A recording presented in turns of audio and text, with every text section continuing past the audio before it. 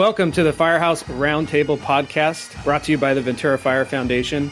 My name's Peter McKenzie. I'm one of the hosts. I'm a retired fire captain with the City of Ventura Fire Department. And I'm Jason Kay. I'm an active fire captain also with the Ventura Fire Department. And we are excited that you are going to spend some time with us at the kitchen table, learning about firehouse issues that we're trying to bring awareness to. Thanks for joining us as we discuss the issues of being a firefighter, both on and off duty, and how it affects us. Let's get right to it.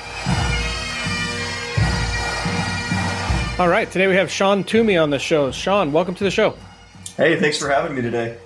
This is probably one of the most, I think, relevant conversations for firefighters about sleep. So I'm looking forward to what you have to say. But why don't you take a minute or two to tell us who you're with and kind of give us a quick bio so our listeners know a little bit about you. Yeah, certainly. So my name is Sean Toomey. I am a career firefighter with the Denver Fire Department here in Colorado. I'm also a volunteer operations captain for a small mountain department just west of the Denver area. And together with my wife, Jacqueline, we founded the First Responder Sleep Recovery Wellness Initiative to kind of take on tackling the concept of redefining the fire service culture around sleep and utilizing sleep as sort of a superpower to optimize our health and wellness as first responders through our careers and long into retirement. Gotcha. So you know a thing or two about sleep deprivation because, I mean, I'm assuming Denver's a pretty busy fire department. Yeah, we stay pretty busy. And, you know, where this program started was with me working at the third busiest engine company in the city. So when Jacqueline and I met, I was on an engine that ran a lot of calls. We were 5,500 calls a year. Most of those calls came at nighttime. And that's kind of where this was all born from. Perfect. So you definitely understand the challenges of sleep in the fire service. And does your wife have a background in any of this area, or where does her expertise lie?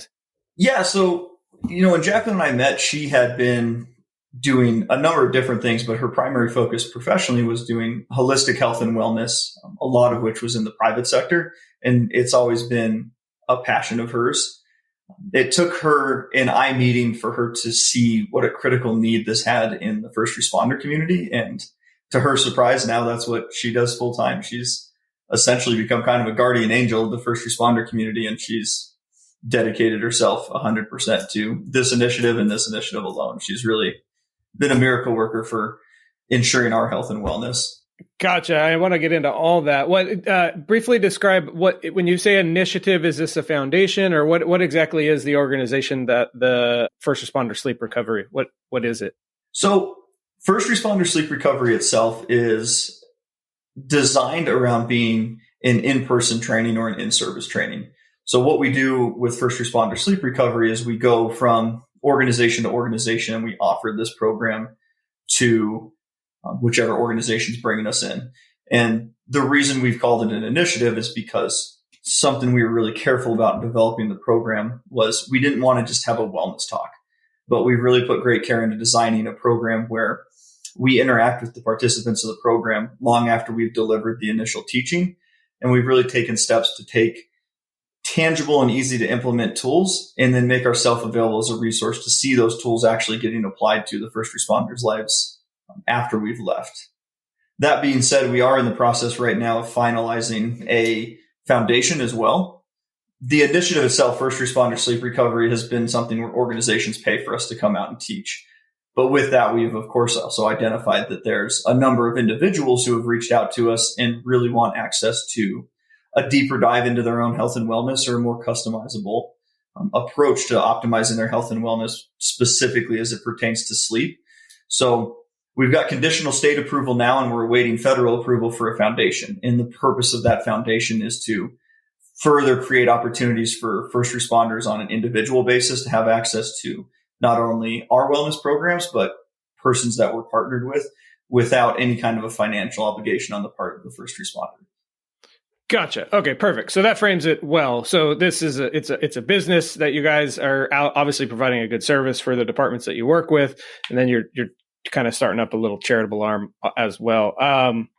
Why don't we define, maybe for our non-fire department listeners, like, what is the issue? What is the problem that we're trying to solve for, like related to sleep? Yeah, absolutely. So, you know, I think in Western society in general, we've got this idea around sleep that it is easily expendable. I think a number of people could say they've heard or used the expression, I'll sleep when I'm dead in their lives. And in the first responder community, that's even more prevalent. We are a very highly motivated and energetic population on the whole. And in the interest of accomplishing more, we've generally looked at sleep as something that is sacrificial. However, in what Jacqueline and I have found through research is that we can reasonably make the argument and point to scientific evidence that supports that sleep is the number one cause of first responder mortality across the board.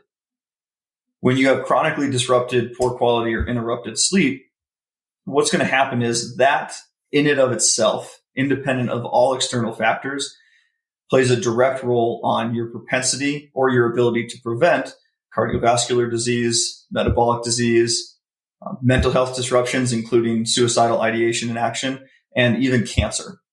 So what we've set out to do is equip first responders with tools to maximize the quality of sleep and recovery that they're getting independent of the quantity. Because given the nature of our occupation, more quantity sleep is not always something that's attainable. So we have to focus on quality.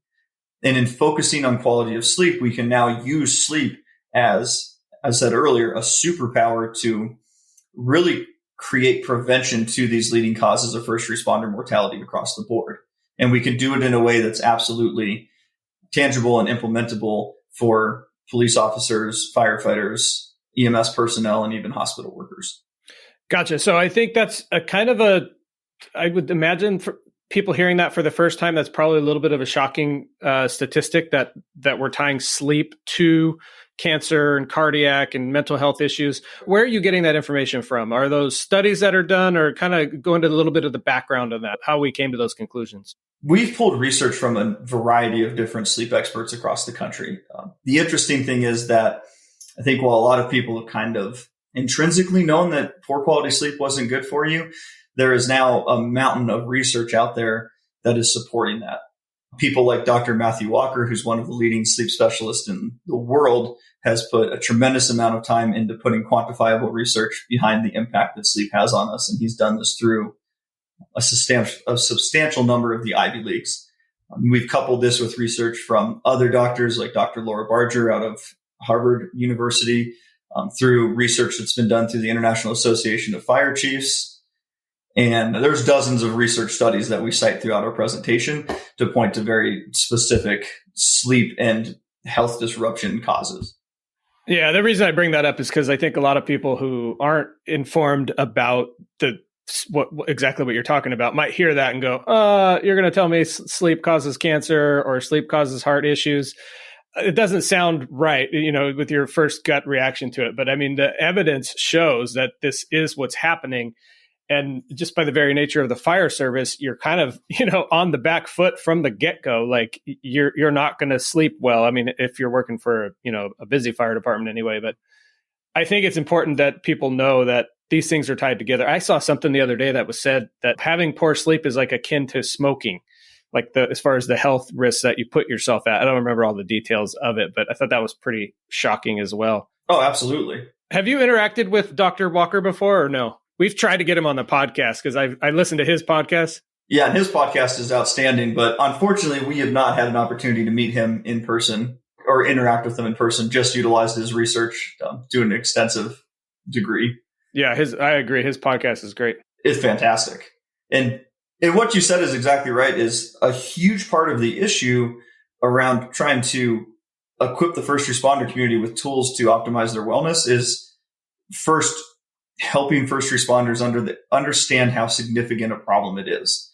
And when we teach the class, that's where the first probably 50% of our class is focused on, is creating the link between sleep and chronic health disruptions. And, most of us especially in the fire service world now, most of us have a medical background to some degree. And it's really helpful to see it on paper and say, when your sleep is disrupted, this is happening in your body, and that's leading to this problem.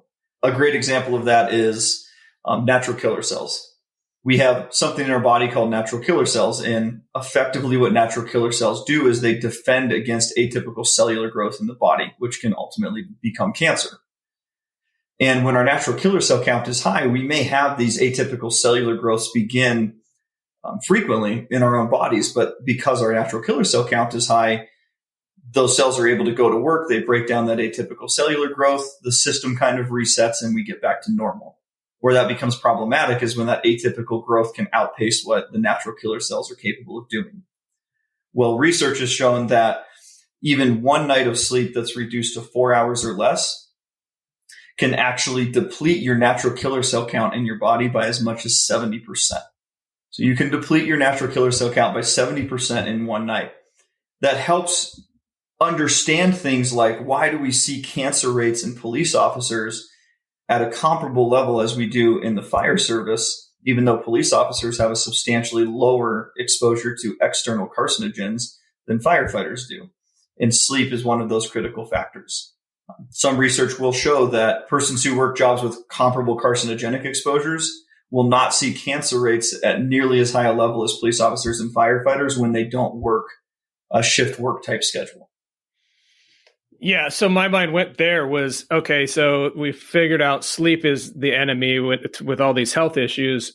What about all the carcinogens? And I think that was pretty insightful what you just said, is there's other industries that have a similar exposure who aren't seeing the cancer rates. That's pretty easy to draw a conclusion there as well. That's really interesting. So I've been listening to you guys talk this whole time, and Peter's really good at the intros, and he's really good at your bio and stuff like that. And I'm sitting here quietly going, I can't wait for you to get to the meat and the potatoes of this. And like you said, that fact you just said was pretty awesome. We've had doctors, therapists, fire chiefs, spouses, kids. Every single episode we've ever done, sleep has been brought up. And I know that's a struggle, not only sleep at work, and when you are allowed to sleep for a little bit of a time at work, it's hard to get to sleep because there's outside noises and other units or get responses and all that kind of stuff. So I'm hoping that you're going to get into maybe how much sleep is the right amount. And then if there's any kinds of sleep hacks, or can we get to a place where we naps, how long are those supposed to be? All that kind of stuff to where we can get these killer cells back to where they're supposed to be and we can avoid some of these crazy diseases. Oh, yeah, absolutely. We can touch on that stuff. And I think that's what's so exciting about the way that Jacqueline has developed this program and how we've been able to deliver this program is our primary focus was tangible and realistic tools. Something I had a huge issue with my department sometimes is we would bring in these experts and they would give us 4.5 hours of how we're going to die more uniquely and efficiently than the general population. Right. And then they might leave us with 1 or 2 solutions, right? And those 1 or 2 solutions are multi-million-dollar overhauls or complete policy changes at a department level. And that's not always reasonable. And as a firefighter on the back step listening to these presentations, it's like, throw up your hands and great. What can I do about that? I don't have, control over the budget. I don't have control over policy. I'm just a backstep firefighter. So when we developed the program, we put a particular focus on it being a bottom-up approach. And that is to say, when you take our class, you walk out of the class with these tools in hand. There's no further financial investment. It's not some sort of a major hard to do thing. You have these tools in your toolbox the minute you leave our class and you can start implementing them. And if individuals start implementing them, these tools are very, very easy to scale from the firefighter to the crew to the firehouse to ultimately the entire department as people see how effective they are. Awesome. Let's get into it. What's the number one thing that we can do to help our sleep? The number one thing, and if there's one takeaway from anything anybody gets in our class, we always say this is the number one thing, is what we have coined as the sleep recovery practice or the first responder sleep recovery practice. And what the sleep recovery practice is, if anybody's familiar with Dr. Huberman, they'll have heard him talk about this before. It is a very specific structure of what's known as non-sleep deep relaxation. And that is our number one tool that we can utilize. So if I can break down what's normally a whole lot of information into a quick 30-second explanation, when we sleep, we go through 5 cycles of sleep. And in those 5 cycles, there's 2 that are absolutely critical. It's stage 4, which is delta brainwave sleep. This is where the vast majority of our physiological repair takes place. And then there's stage 5, REM sleep. This is best known as dream sleep. And this is when our neurological repair takes place. And this is where we have cognitive function restoration. So dopamine receptors are rebalanced, serotonin levels are re-regulated. There's growth in areas of the brain like the prefrontal cortex and the hippocampus. But those two stages of sleep, delta and REM, that's where the magic happens. If you think of it like doing preventative maintenance on a machine, the first three phases are just shut down. But you're not actually getting into the preventative maintenance until you hit stage 4 and stage 5. Now, what the first responder sleep recovery practice itself does is it essentially expedites how much time we can spend in that delta brainwave sleep, which is priming us to be able to more efficiently enter REM sleep. Now, the way that happens is when you do non-sleep deep relaxation, you're staying awake. And over time, and that's why we call it a practice, as you repeat the process of doing the sleep recovery practice, you can get to a place where you consciously enter into delta brainwave sleep. Now you're kind of preloading your physiological repair.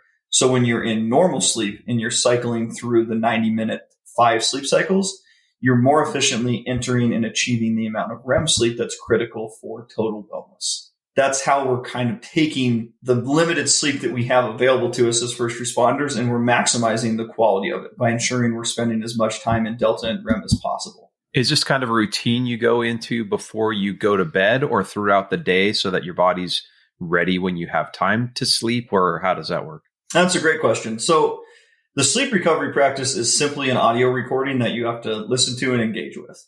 So physically, you're not doing anything. You're laying in a comfortable position. And like for me at the firehouse, I can put one earbud in so I can still hear the vocal arm. And I just listen to this recording.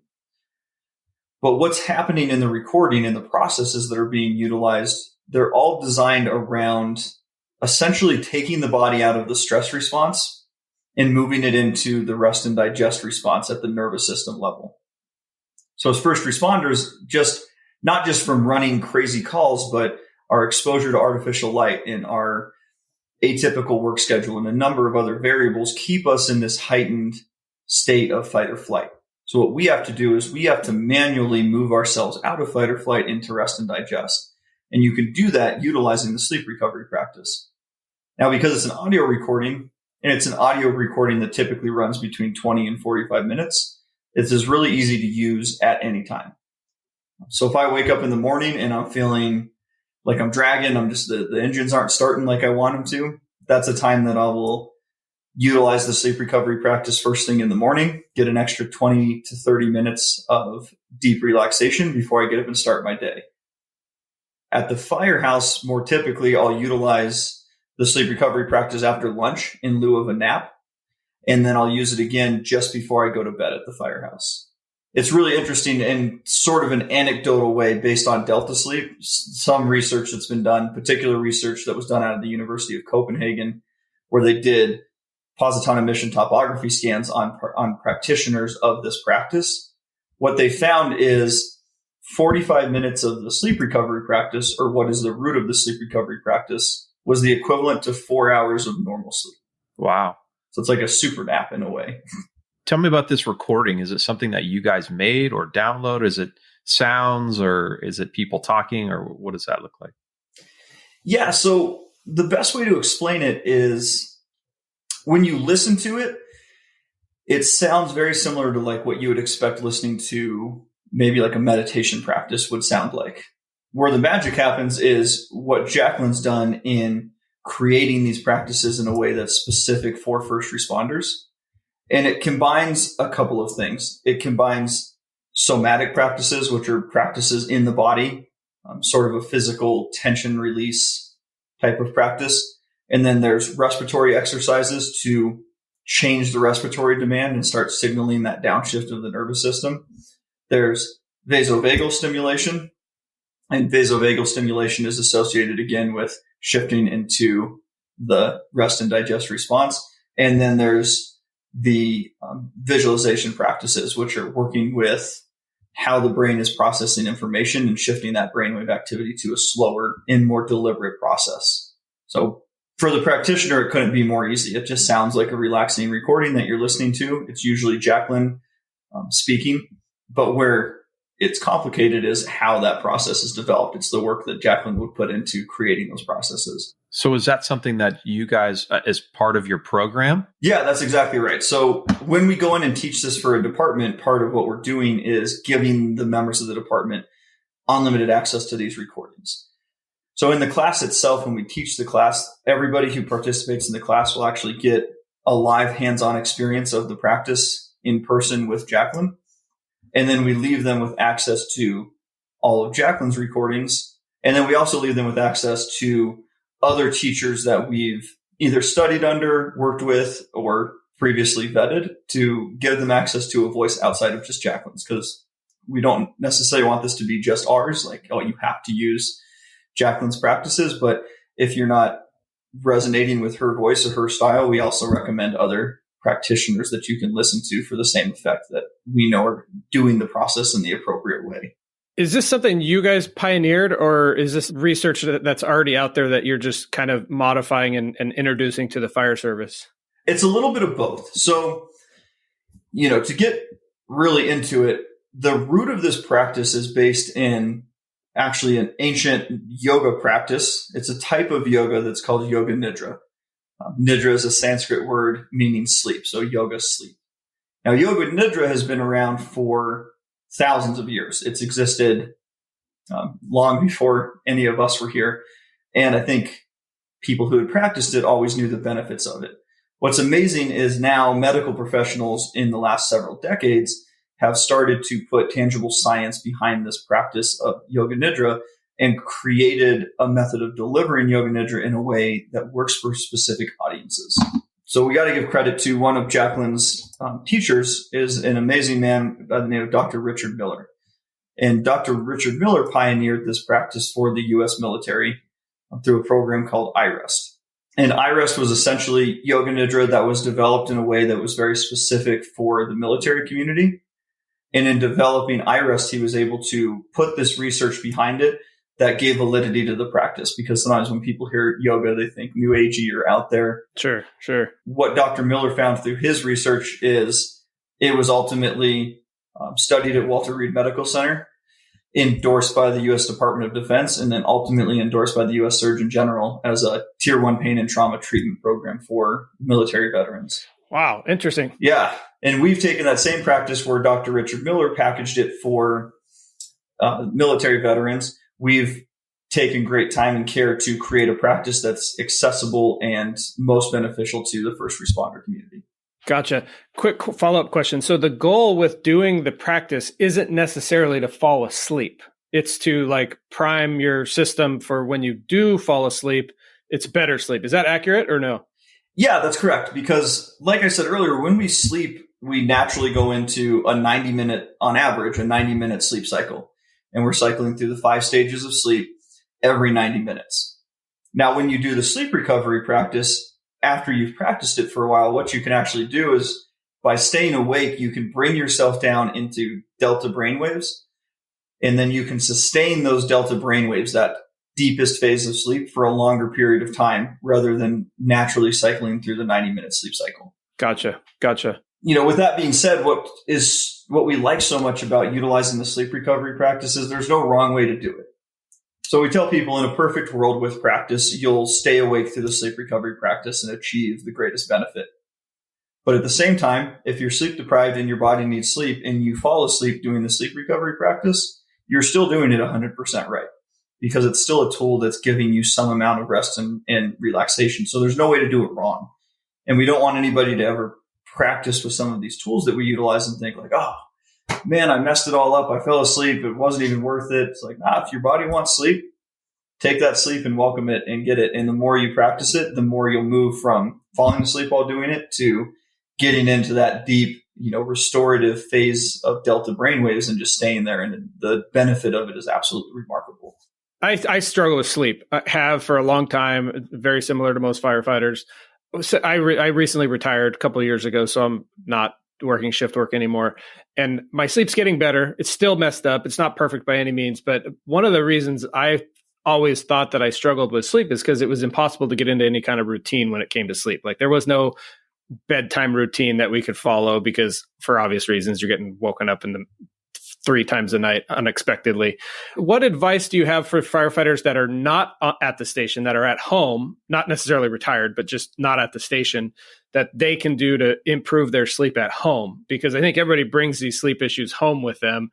And clearly you have, in my mind, maybe more opportunity to do better things with your sleep at home because you're not getting interrupted. But do you have any thoughts or advice on that? Certainly I do. Yeah. So there's 2 key critical things that are really easy to work around, but really easy to neglect if you don't think about them or know that there's something that you can do. First of all, what you said is exactly right. There's a lot of sleep information out there that's not really applicable for us because of our atypical schedule. So doing things like having a perfect bedtime and a perfect wake time, we don't get to do that. But one of the big things you can do is establishing a consistent sleep routine. So even if your bedtime is not exactly the same, having a routine that you go through every time before you go to sleep is really critical. It's just like Pavlov's dogs taught us that, people are remarkably programmable to routine. We can do that with our sleep. So if we have a routine that we're going through throughout the evening hours as we're preparing for bed, even if our bedtime is different, that particular routine is going to start signaling to the brain and the body that we're preparing for sleep before we ever hit the rack. This routine doesn't have to be all around sleep, but it does have to be consistent. So at the firehouse, my sleep routine is built around, my night watch duties that are my responsibility as the senior firefighter. And at home, I have a different routine that I do exactly the same at home that's signaling my body to prepare for sleep. Now, with that, there are things you can incorporate into your routine that are going to maximize your return on investment from that routine. And some of those things would be, number one, eliminating sources of blue spectrum light as far as you can before bed by the time the sun goes down. Another one is initiating some sort of a hot to cold temperature change. When you enter into those deep phases of sleep, your core temperature tends to drop. So by initiating some sort of a hot to cold temperature change, you're signaling your body to start that core cool down. Now, this isn't like Wim Hof. This isn't shockingly cold like an ice bath, but it could be as simple as taking a hot shower before bed. And before you get out of the shower, back it down to a lukewarm to cool temperature before you get out. You don't want to shock the system, but just cool it a little bit. And then caffeine curfews. Caffeine curfews are huge because a lot of people don't realize that on the conservative end, caffeine has a half-life in your system of about 7.5 hours. So when you have, a coffee or a soda or some sort of a caffeinated drink at 2:00 in the afternoon, it's easy to neglect the impact that's going to have on your sleep 6 hours later when it's still actively processing in your system. Wow, everybody knows how much firefighters love their coffee, so that's huge. Yes, we do. I have a bunch of questions for you that you've brought up. So let's say you talked about the 5 stages of sleep. Let's say that you're getting woken up every 45 to 60 minutes all night long. Are you ever entering those last couple stages, or are you staying in the stages that aren't deep and aren't as healthy for you? Without intervention, it is reasonable to say that you're never actually entering into those stages. Okay. And this was a critical mistake I made when Jacqueline and I met. I always measured my sleep in cumulative hours. So we might get 4 calls after midnight, but they were spaced out, an hour each call. So then I'd come home and Jacqueline would ask me how my night was. And I go, it wasn't too bad. I got, we were busy last night, but I still got a solid 6 hours of sleep because of those intervals. And in the world of what everybody knows about sleep, 6 hours was pretty close to that magic number of 8 hours. So as far as I was concerned, that wasn't too bad. What I didn't realize is exactly what you just brought up is every time your sleep is interrupted, you have to restart that 90-minute cycle before you can get back to delta and REM. So theoretically, if you get interrupted 4 or 5 times, once every hour throughout the night, you could get 5 hours of sleep, but effectively never once enter those critically restorative phases of delta and REM, unless you're doing some sort of an intervention like the sleep recovery practice. It was really amazing. We just had a firefighter that we worked with in the Northwest just sent us back some sleep data they got off of their sleep tracker. And it was really remarkable to see. And they showed us their sleep tracker before taking our program and how disrupted their sleep was and how they were getting no delta or no REM sleep. And then they showed us a night where they had 7 interruptions of sleep throughout the night. Most of those were calls, and I think 1 or 2 of them were another company going out. But even with those 7 interruptions, every time this firefighter did the sleep recovery practice, and what their sleep data reflected was that they actually were able to get approximately 50% of their total sleep was spent in delta and REM, which is what we're looking for ideally. So utilizing this tool enabled them to get more of that delta and REM even with those interruptions. So tell me which sleep tracker tracks all the way down to when you're getting delta and REM sleep. Pretty much all of them do.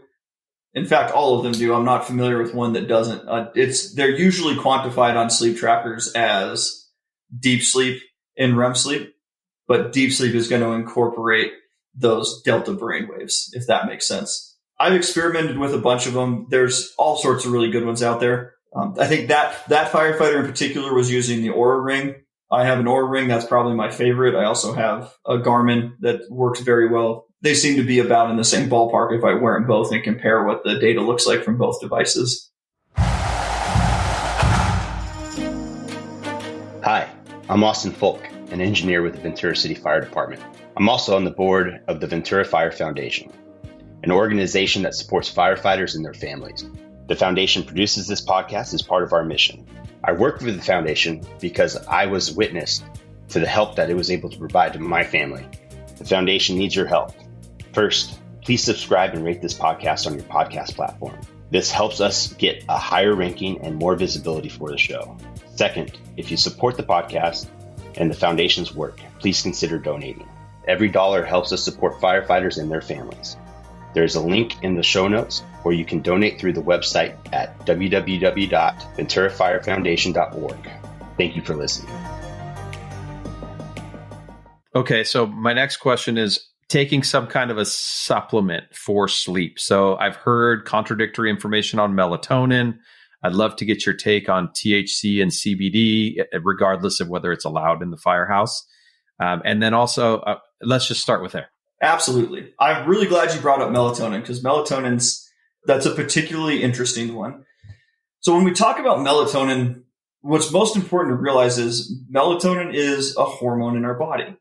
And when we start messing with hormones, our body is remarkably sensitive and responsive to them.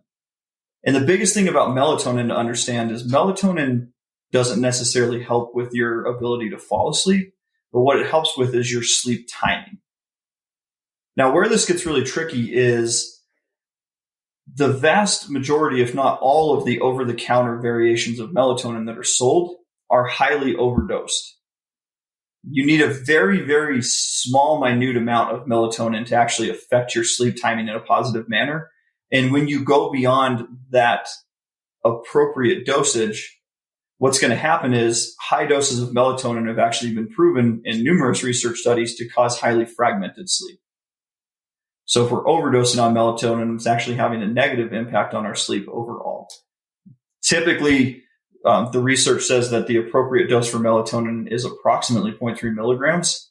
And when we go to the stores, what you're going to see is generally 1, 2, 4, and even higher doses of melatonin. So anything over that 0.3 is really disruptive to your sleep. The other thing is it's highly unregulated. There have been other research studies out there. Dr. Huberman has talked about a few on his podcast that have shown that if they take a bottle of melatonin off the shelf and they test the dosing in that bottle of melatonin, even in just one bottle, the dosing will be highly inconsistent from what it is labeled on the bottle. So the better thing to understand is how can we use our environment to promote healthy levels of melatonin? So the way our sleep works in real simple terms is our sleep hormones are regulated by the presence and absence of blue spectrum light. There's these incredible cells in our eyes called ganglionic cells, and they recognize the presence and absence of blue spectrum light, and they trigger the release of our sleep and wake hormones. So when we get exposed to light like the sunlight, those ganglionic cells communicate with the suprachiasmatic nucleus, and it tells the body, release cortisol. This is our wake-up hormone. Now, as the day goes on, we're going to utilize that cortisol. It's going to start to taper off. And as the sun sets, and we should naturally be eliminating that blue spectrum light exposure, those ganglionic cells will recognize that. They'll switch the function in the brain and will start producing melatonin. Now, the problem that we've run into as a whole in society, but specifically in the first responder community, is our ganglionic cells in our eyes cannot differentiate artificial blue spectrum light from natural blue spectrum light. So all sorts of things that we expose ourselves to at night, computers, televisions, cell phones, fluorescent lighting, most types of normalized light bulbs, all of those emit blue spectrum light. So now at 10 o'clock at night, when you're sitting in your bed scrolling social media or watching TV, what you're doing is signaling to your body, the lights out, release cortisol, shut down melatonin production. You could accomplish better melatonin regulation, not through supplementation, but through things like eliminating artificial sources of blue spectrum light during the evening hours. You can do this just as simply as turning off lights in your environment and creating a darker environment. Or if you really want to go to the extreme, you can wear blue blocking glasses. That's what I do in the firehouse. I've got blue blocking glasses that I wear around the firehouse when I'm up past sunset. Well, I'm always up past sunset, but when I'm awake, I have those blue spectrum glasses on. And then when I have calls, I have a set of blue blocking safety glasses that I can also wear on calls. That's going to minimize that effect of that inadvertent cortisol dump that we get from artificial light exposure. That's pretty cool. So I've seen guys who have red lights that they read by as opposed to the white light with the blue spectrum. But there's also some guys who have a blue light. Does that blue light, is that contradictory to what they're trying to do by staying out, or is that something different? So a lot of that would depend on how bright the bulb is. The blue spectrum is not just the color of the light, but it's also the kind of frequency that the light is emitted at. So a blue colored bulb may be dimmer. It might not have a significant impact, but it is still going to be creating that blue light dump. Red lights are amazing. One of the biggest things we're advocates of is replacing lighting in the firehouse that you only need at nighttime with red light, because red light emits the lowest level of blue spectrum frequency compared to any other light source. I'm very fortunate in my firehouse. The only lights that turn on when we get a call at night are red lights. We've also gone as far as to do things like we put a neat little Amazon product called Illumables. It's a red light that clips to the inside, LED light that clips to the inside of the toilet. We've used that in our bathrooms because the bathrooms are one of the big culprits. You come back from a call, not thinking about it, you flip on the lights in the head to use the restroom, and now you just blasted yourself with blue spectrum light. So instead, we've replaced it with illuminated toilet bowls that are red light to just cut down that negative impact. At home's the same way. We have red lights in our bathroom and red lights in our refrigerator because those are big culprits of inadvertent blue light exposure that can shut down your melatonin production. So it sounds like what you're saying is the white light with the blue spectrum, that's a big deal. So when you get this rush of white light, because I know sometimes we argue with facilities guys who are putting in the light sensors to cut down on the usage of the light. So Yes. As soon as you walk in, you have no choice but to just get flooded with this huge amount of that white light. So that makes sense to me too. Another thing one of the guys was talking about in one of the earlier episodes was the lack of sleep can cause low T. They've talked about that issues. Do you have any research on that? Yeah, 100%. To put it in super simple terms, there's a precursor to cortisol, which activates our fight or flight response in our bodies, or our stress response. And the precursor to cortisol is the same precursor that is responsible for the production of testosterone in the body. Now, when the body has to go through a prioritization process, cortisol is more critical for our overall survival than testosterone is. Testosterone is very important for long-term well-being, but acute survival right now, we need cortisol.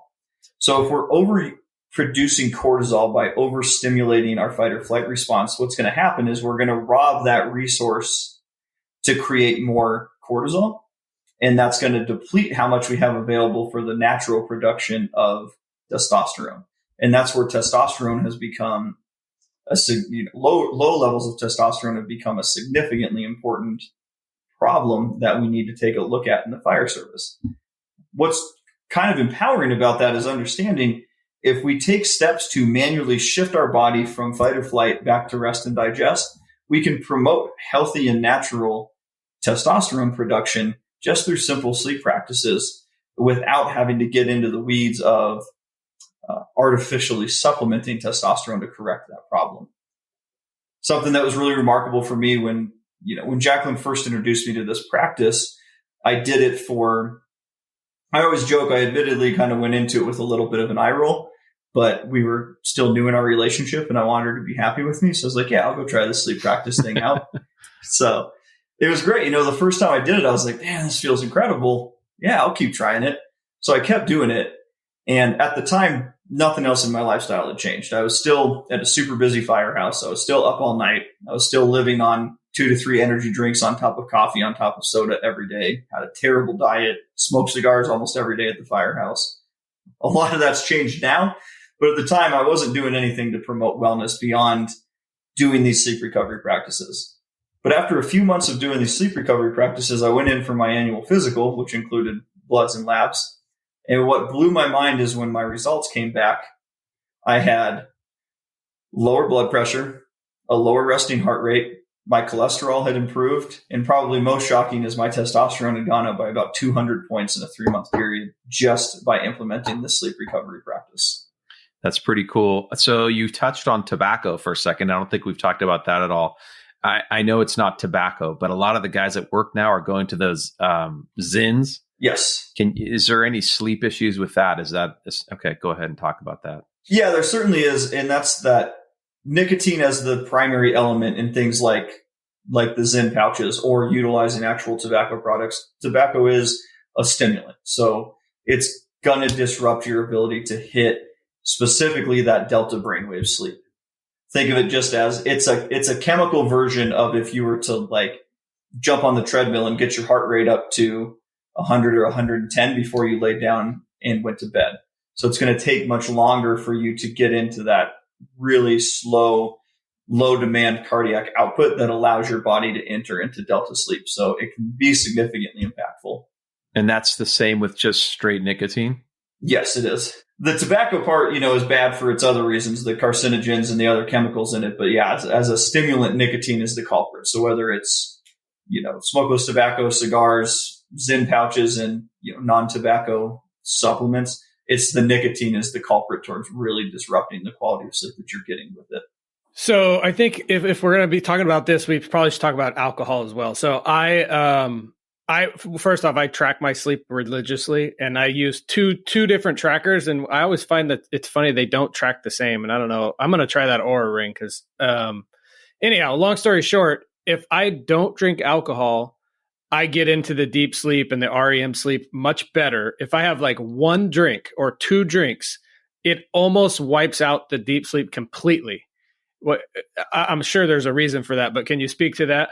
Yeah, that's absolutely correct. And where alcohols really can almost be dangerous is it's really good at what it does, but what it does is not good for sleep. And what I mean by that is alcohol is in the class of sedatives. So it's really remarkable at creating a sedation effect, which a lot of times kind of improperly gets utilized to help people who are struggling with sleep latency or the time that it takes them to fall asleep, because it will help you fall asleep quickly because it's sedating you. The problem is that sedatives have consistently shown under every bit of research that's been done on them is they cause highly fragmented sleep. What will happen when you use alcohol is it keeps your body up in that very light phase of sleep. And throughout the night, your night's going to be peppered over and over and over again with these very brief micro periods of wakefulness. Brief enough that you probably would never even commit them to memory. So when you wake up, you feel like you slept all night, but you actually woke up dozens of times throughout the night. And whenever that's happening, it's preventing you from getting into delta and REM sleep. So alcohol absolutely inhibits your ability to achieve delta and REM sleep in its entirety. It's a sedative, but it is not a safe or effective sleep aid. I don't think there's any mysteries in this is how you get good sleep, or this is how you never get cancer, or this is how you keep your heart healthy, like you do cardio and weight training. And it's never a matter of people don't know what to do. Maybe some of these sleep practices I will say are new to me, but most diseases that people die from are preventative, right? So that just tells you that the people are making bad choices. But if somebody wants to have a drink or two and they don't want their sleep to be affected, should they drink earlier? Because I don't know how reasonable it is to say for someone, okay, you're never going to drink alcohol. You're never going to take a rock star. You're never going to do this. And if that sounds miserable to some people, right? Like, what does a healthy relationship between alcohol and sleep look like? Well, first and foremost, obviously the most healthy thing is understanding, don't use it as a sleep aid.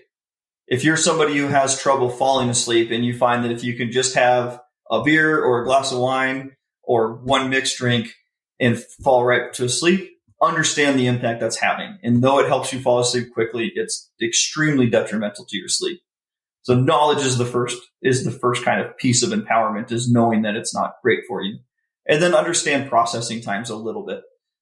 On average, we take approximately 90 minutes to process through our body one alcoholic drink, right? By the normal standard, that being 12 ounces of beer, 8 ounces of wine, or 1.5 ounces of hard liquor. So in timing it out, just try to pre-plan that in advance of your sleep. Just like I would say for coffee, I allow myself one caffeinated drink a day now. It took me a while to get there, but now that's my routine. So I can come into the firehouse and pour myself a cup of coffee and drink that first thing in the morning with my crew when when we're doing shift change. But I'll skip the afternoon trip to Starbucks, or I'll get a non-caffeinated drink for the afternoon trip to Starbucks because I know that caffeine's impacting my system 7.5 hours later. The same could be true with alcohol. If Jacqueline and I want to go out and have a date night, at 6 o'clock in the evening, it's not a big deal if we indulge every once in a while and have a glass of wine or a beer or go to a wedding and have a drink. But don't let it be a consistent tool that you're utilizing for improved sleep latency or relaxation, in understanding that it actually does have a tremendously negative impact on your sleep. Gotcha. No, that makes sense. I've heard that before too. I'm always shocked at how, because I look every morning when I wake up at my tracker on what the relationship is. And it's not, in my opinion, it ain't worth it. Like whatever you're getting, and relaxing with a couple of beers is like, you're willing to give up your sleep the whole night for that. And coming from the fire service where I did that for 20 some years, I'm like, I don't think it's worth it. I listened to that Dr. Huberman about sleep where he talks about, or alcohol, where he talks about, I think 1 to 2 drinks a week is safe. Yeah. That's what he talks about. And it was like, oh man, that's all. And he talks about how bad it is for your whole body overall. And I think the takeaway from that is you just have to know that going in. And instead of just being oblivious, you choose for yourself what's important. And the takeaway I'm getting from this conversation is treat sleep as if it's important. We talk about it all the time. So the better habits we can get into during the day, what we take in our body all day long, and then these practices that you're talking about, which are completely new to me, as far as getting into the, what did you call it? Staying awake and being more towards your delta sleep. Non-sleep deep relaxation, or the first responder sleep recovery practice. Yeah. So when you talk about that, that's something that's really interesting to me, because I know that when I'm on my days off, I pretty much give up my first day off to either be completely just grouchy and destroyed and feeling sleepy the whole day, or you take a nap, which takes up your day too. And when we only have a couple, maybe 3 days off a week, that's pretty tough on a 24-hour schedule with family at home, especially the guys with little kids. I did want you to hit on, I asked you, but we kind of talked about melatonin, the THC and the CBD stuff while we're talking about the little sleep supplementations. How do those affect you? And do you find those as positive or negative? That one is trickier because, in the scientific world of time, CBD and THC are still relatively understudied to have a significant conclusion onto how beneficial or detrimental they are to sleep. I will say, anecdotally and through some of the research we've seen, it seems to be pointing to the idea that CBD as a sleep supplement is potentially going to be problematic. It might fall into the same category as alcohol, where it has more of a sedative effect, but it is disruptive to those later phases of sleep. With that being said, I think there's, tremendous value to CBD access in the fire service community on a larger scale. The idea of CBD as an anti-inflammatory and as a pain management thing could be really tremendous and could come to show that it's going to have amazing benefits for first responders. But the jury's still out on sleep, but our initial findings right now is a concern that it's going to be disruptive to sleep because of the sedation effect. Yeah, interesting. I know that those laws are just coming up, that the federal laws. So we'll see where that ends up landing with the fire and the police service in the long run. So my next question is, where do you guys have your seminars? Can I go by myself? Is it online or is it only in person? Is it only for whole fire departments at a time? How do you guys host these things? Traditionally, what we do is we host exclusively for fire departments or organizations that are regionally specific. For example, this last year, we've been doing a number of recurring sessions with Clark County, Nevada. That one's been really exciting because it's been through Clark County's wellness initiatives. So we've been able to bring in firefighters, police officers, hospital workers, ambulance workers, sheriffs, all under one roof. More often than not, it's something that's offered by a department. So a department would reach out to us, we would contract with them, and then we would come to that department and they'll cycle all of their members in their organization through the training one day at a time. Now, with that being said, we do periodically offer opportunities for individuals to have access to this training in other ways. So I mentioned earlier in the podcast, we're working on establishing a foundation that's going to give more access to individuals who are interested that don't necessarily have the support or the availability from their department. We'll be hosting one of our first offerings of that actually this coming August, where we're taking 16 first responders to an amazing wellness center called the Kripalu Center for Yoga and Health in Stockbridge, Massachusetts.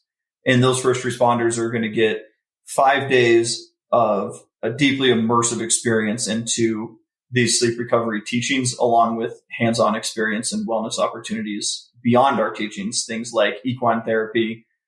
The medical doctor for the Denver Fire Department, she's going to come out and give a talk on physiological wellness and sleep. And then we're going to have a hormone specialist out to talk about hormone balancing and lifestyle choices that can affect your hormone development.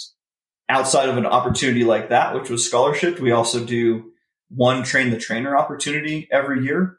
We call it a train the trainer because you do leave the train the trainer opportunity with the ability to deliver the sleep recovery practice to your organization. But it is also open to responders who are just interested in getting a 5-day experience of our teachings in an immersive way, even if they choose not to use the train the trainer certificate beyond the training, but just to experience it for themselves. All of those trainings are posted and updated on our website. So if anybody wanted to find those, they're at firstrespondersleeprecovery.com. We post all of our training offerings and our upcoming department trainings on the website. Do you have more demand than you can fill? How long have you been doing this, I guess? Because I feel like people would want this, especially firefighters, to access to it, more than just what you described. Yeah, so we've been doing this since, I think we initially started teaching the program full-time in 2016 is when we started. And yeah, it's a beautiful thing to see as we have gotten to a place where we are about as busy as we can possibly be traveling and delivering this information to departments. So gotcha. We're actively looking at ways to expand how we give more access to this in a way that still allows for the quality control that we want on this program going out. Because we don't want to just have other people go out necessarily and teach it, because we, feel like we really bear a whole lot of responsibility on making sure that we're caring for and holding space for these first responders who go through the training. So we really want to make sure it's delivered in a really mindful and intentional way. But we are looking at a couple different opportunities that we'll hope to be unveiling in the next year or so to give more access to this program on a larger scale. And that will effectively enable us to focus on our efforts on more of these wellness opportunities like we're doing in Massachusetts, where we can bring first responders to us and give them a multi-day immersive experience of sleep wellness versus simply a 4 or 8 hour rapid class. Because that's where the magic really happens, when you get to sit with these teachings and experience these teachings for days at a time. It's a really transformative experience. Gotcha. Yeah. Interesting. Maybe there's an opportunity for our foundation to work with you guys in some way, shape, or form, because this is right in line with kind of what we're trying to do as far as bringing awareness to issues that firefighters deal with. And sleep is, I would say, maybe at the top of the list. Absolutely. And yeah, we would love to do that. It would be, it's a deep passion for us. So we'll find any way that we can to work with anybody who's interested in giving access to this information, because it's a passion for us and it's so deeply important. I truly believe it's the missing link to seeing a rapid downturn in some of these negative health statistics that we see in our industry. It's a superpower. Yeah, for sure. Well, is there anything else you'd like to share with our listeners, or anything that we didn't get to cover that's critical to the conversation? Yeah, absolutely. If there's one thing I could share, I did mention, like, we're trying to expand our access to this, and we're trying to make sure that any first responder in need is able to access our program without having to spend anything out of pocket. So with that being said, for the first time ever now, we are beginning to crowdfund for that effort. So if anybody wanted to support us, there is a donate page on our website. We're crowdfunding through mightycause.com/RTR. Any money that's raised for that is exclusively going towards funding first responder wellness opportunities for individuals who have reached out to us that are seeking a more intensive or customized approach to correcting any kind of negative health impacts that they're currently having. So it's a team effort. It's a brotherhood and sisterhood in our organization. And if anybody feels compelled to support that in a way, that means the world to us to be able to offer those types of wellness opportunities for first responders. Awesome. We'll absolutely plug it and put a link on the show for sure. So, Sean, I think this is great what you guys are doing. I'm intrigued. I want to know more. I'd love to have the training myself. I'm sure maybe we can work something out in some way, shape, or form. But I appreciate you coming on. Jason, any parting words before we wrap this up? No, man, I want to get this thing wrapped up, because I want to get online and get a sleep tracker and go onto Sean's website and see when the next trainings are going to be up. And then I'm going to get on and call the safety committee of our department and try to get them to host these guys on our department. Yeah, this is something that, we talk about this constantly at work. All fire departments who are busier are always talking about sleep and recovery and how it leads to cancer and all these things. And it sounds like there's a couple hacks that Sean and his wife have come up with that we should all kind of be employing. So I'm looking forward to that. Oh, thank you guys so much. I really appreciate that. And yeah, thank you for coming on. We'll make sure all your info's in the show notes so people can keep tabs of what you're doing. And much applause to the efforts you guys are doing in regards to this topic, which I think is well needed. So thanks for coming on the show. Yeah, thank you guys. And thank you guys for what you do. The work that you're doing with the Ventura Fire Foundation seems extremely important. I want to keep learning more about it, but it's incredible work that you guys are doing as well. And I'm really grateful to be here and to be able to chat with you guys today.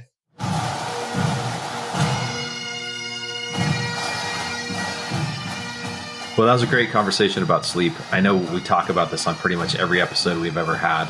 And I'm a huge proponent of figure out how to get your sleep right, because I do talk about my first day off is I know that I'm underslept and I'm not going to make great decisions. And I'm sure that carries over to working, 48, 72, 96 plus hour shifts and decisions you make on critical calls. So the more that we can get our sleep on duty, whether that's actually sleeping or doing some of these things that he's talking about that are new to me, all that stuff is just really important.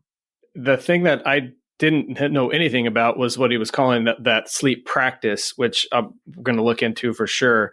The fact that you can kind of like prime your body to get into that better sleep quicker. I've been tracking my sleep for probably over a year now. And it is funny to me what the relationship with like alcohol or, working out too close to bedtime, like they all have an effect. And it's like the evidence doesn't lie. Like the information that the tracker provides, it's pretty clear. But if I could figure out a way to get into that deep sleep quicker, that seems like a win for sure. What tracker do you use right now? I use Pillow and Auto Sleep, and they don't always agree with each other, which I was going to ask Sean about, but I got distracted. But yeah, I am going to try that Oura Ring. I think that might be beneficial as well. Are those apps that you use, or are they? Yeah, so I wear the Apple Watch, and then it Bluetooth connects to the app on the phone. Oh, gotcha. Yeah. Okay, cool. So firstrespondersleeprecovery.com. I'm going to go there and check that out.